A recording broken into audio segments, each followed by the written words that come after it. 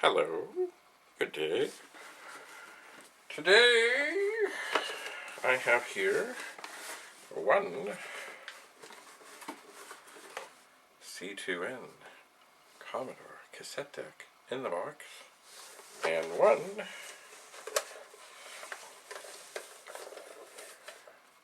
that is not in the box. Have these been tested in the last 25 years? I don't know. But we will find out today whether they live or not. Firstly, because this is in the box. Let's open it up and see what we see. Sorry, you know what? It feels like that's what's in. I haven't actually opened this. I just was going through things and said, oh look, a box. And it is heavy. I would like to think that inside, oh yes, look, the operating instructions. More from the great, powerful people at Commodore.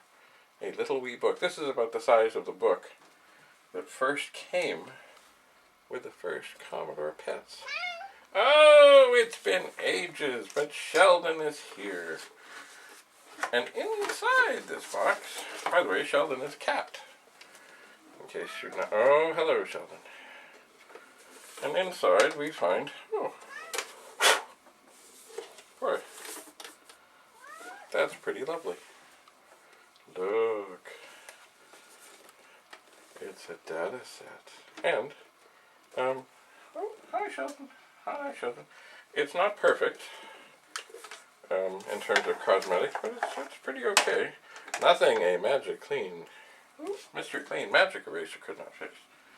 Sheldon wishes to be seen. Hi, Sheldon. Come here. Come here. Oh, yes. This is Sheldon. He was rescued. Yes, I know. He was rescued years ago. Yes, I know. With his sister Penny. What are you doing to my hat? What are you doing to my hat? Huh? What are you doing?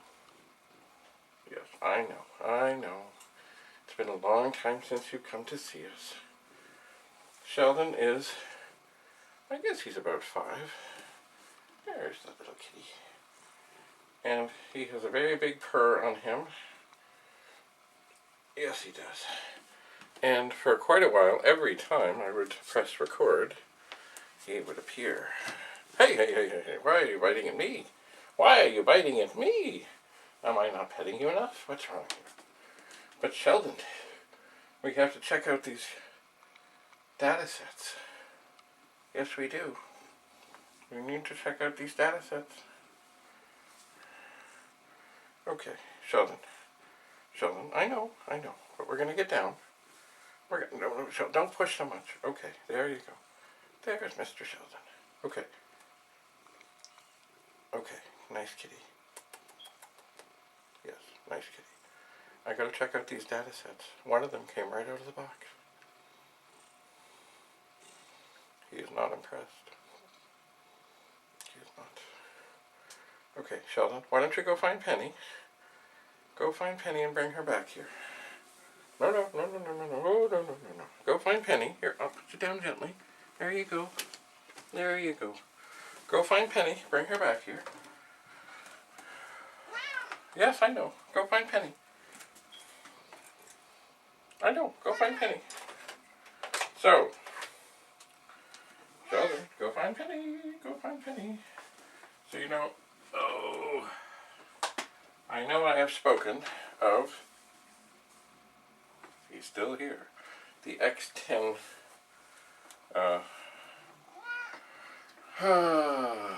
modules for controlling lamps and appliances and things.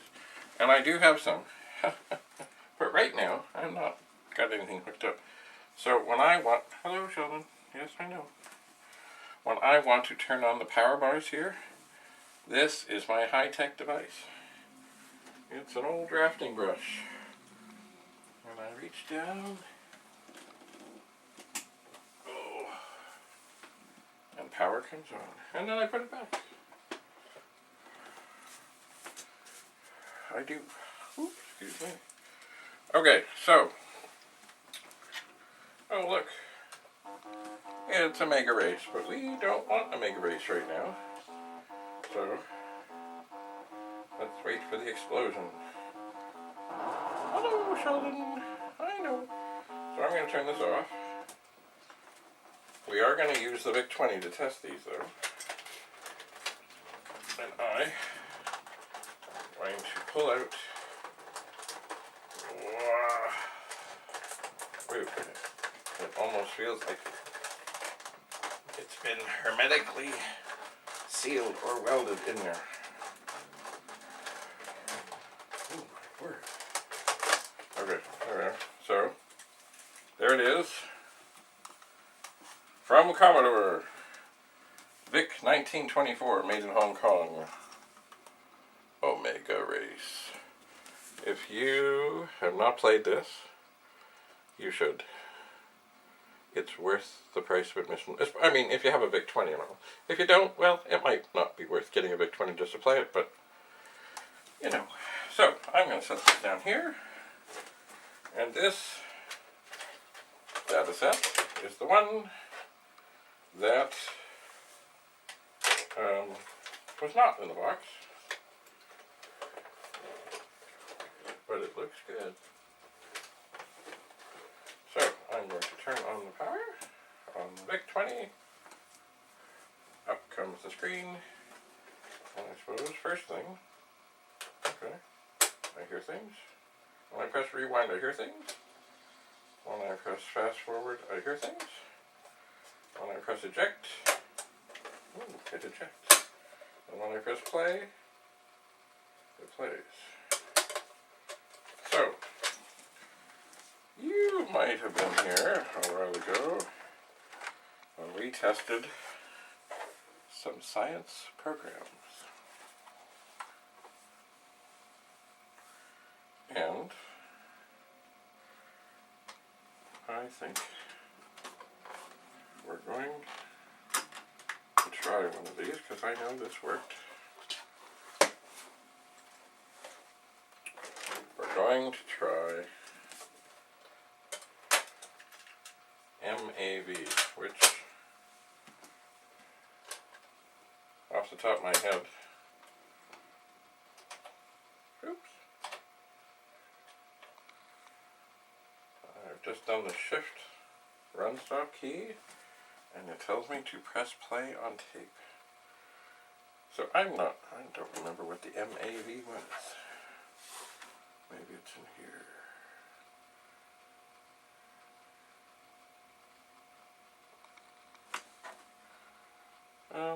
No, not really.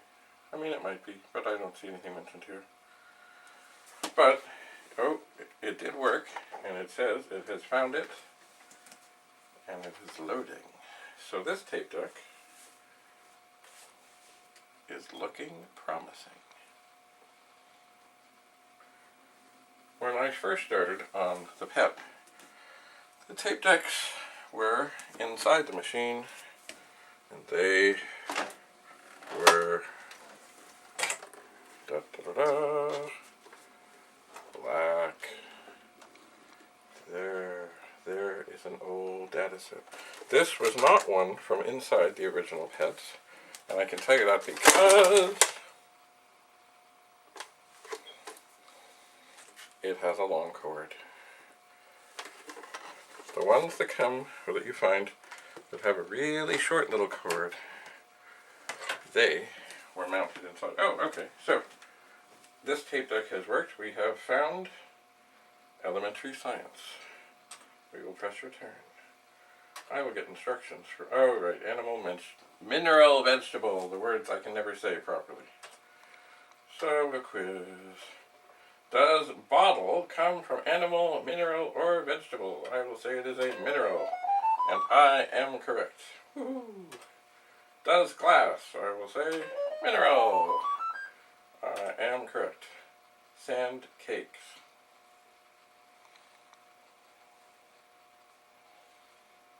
I'm not sure what a sand cake is, but I'm going to say mineral. Okay. Car.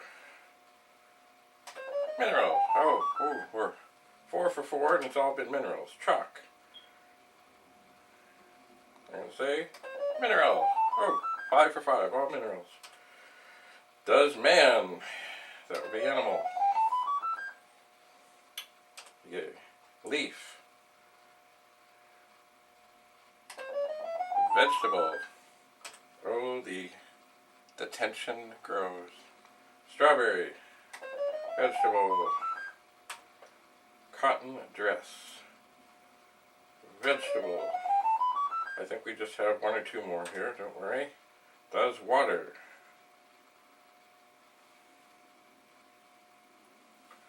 Mineral. Yay.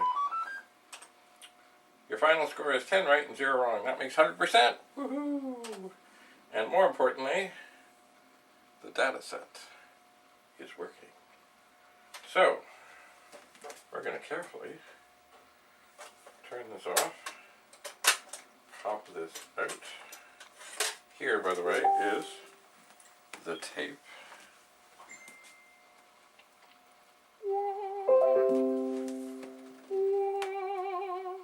Vic-20. Now, if I remember rightly, the program didn't actually work on both sides, and I did try and save without success to the other side.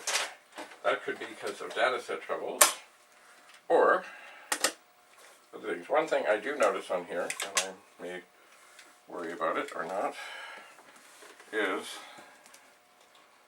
the cable itself. I don't know if you can see that. I can barely see it. The wires are slightly exposed, which means I think that they have just slipped out.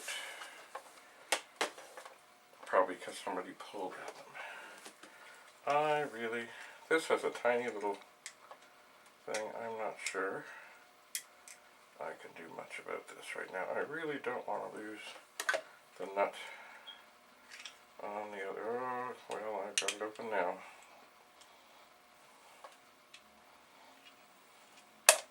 Oh, you know, it's a funny thing. When you're worried about the nut on one side, you might drop the bolt on the other.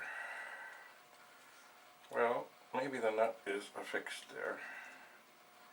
Let's just see what we can do here. Here is the inside.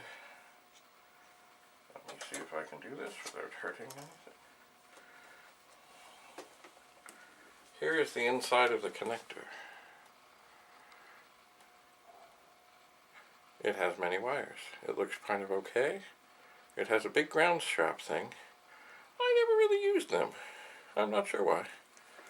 But anyway, I didn't really intend to get this open so quickly. And I'm not sure. I really don't want to hurt it. But I am pushing this whole wire thing in here a little bit, because there's more play on these wires. And then, oh dear. Okay, I'm going to very carefully put this back on, I think.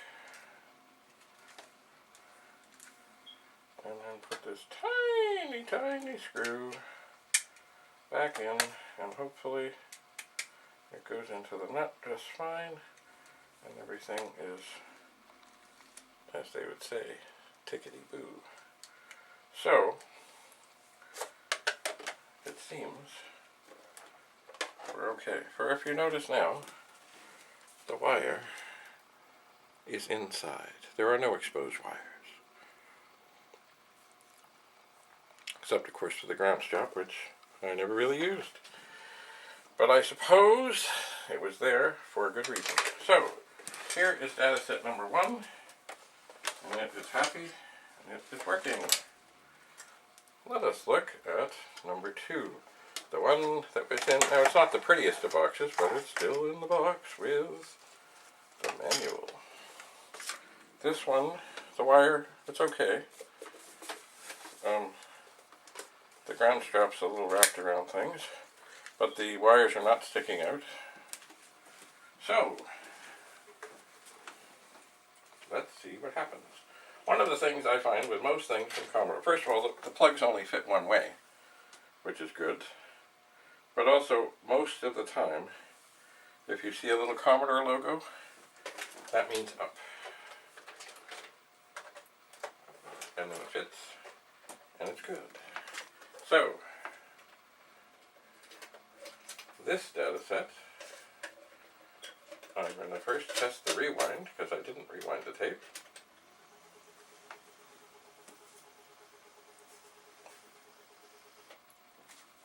And it is rewinding.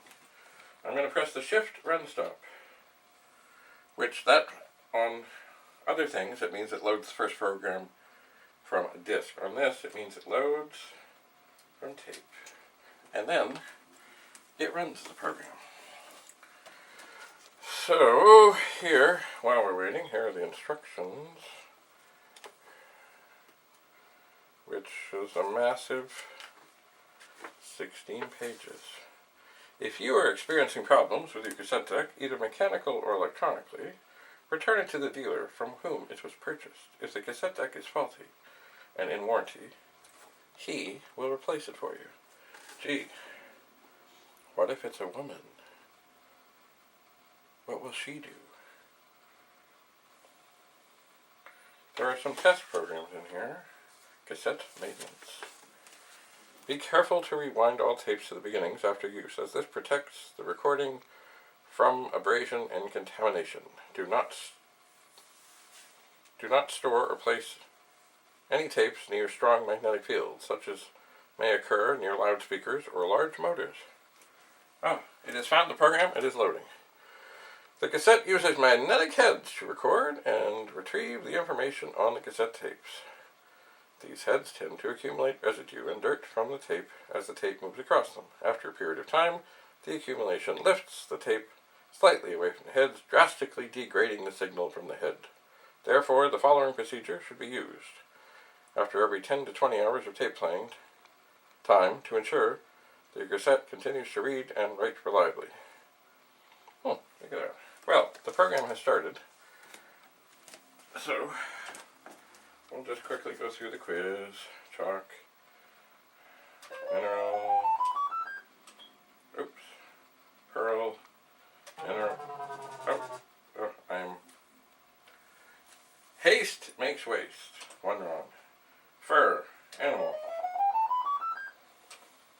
Ruby, mineral. Oh, the excitement. Car, mineral. Cigarettes, vegetable. Anna does bread, mineral, vegetable. Television, mineral. Toothpick, vegetable. We're almost done. I know the excitement is getting you. Cheese, animal. So, 9 right, 1 wrong, 90%. Woo.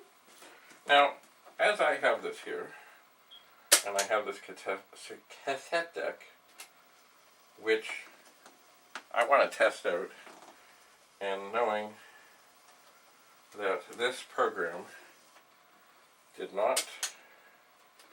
it was not on the other side of the tape, and I can just break the program, which I just did. I'm going to,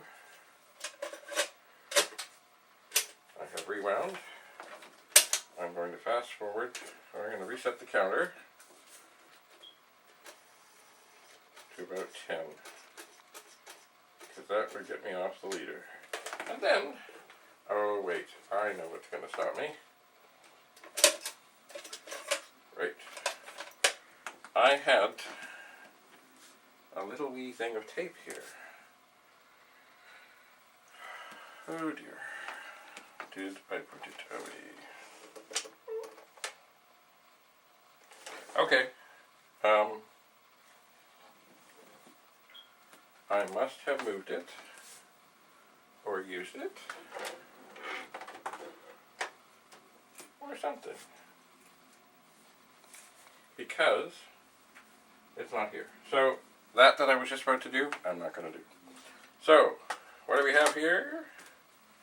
We have what appear to be two working C2N datasets. This one came, I don't even know if there's a serial number on here. Well, there is on there. Not on the box. Anyway, I suspect it's the original box, but who knows? So this one came from a box.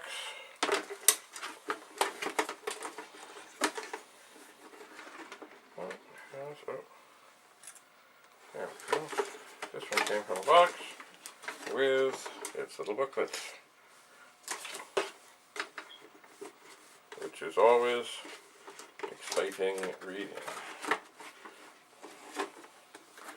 So this one